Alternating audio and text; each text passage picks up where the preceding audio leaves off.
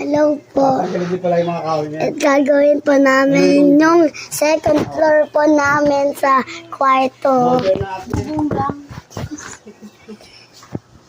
Sa bubong pa namin. Dito po yung kwarto namin. Dito po yung kwarto namin. Yan aayusin. Kakaayos lang.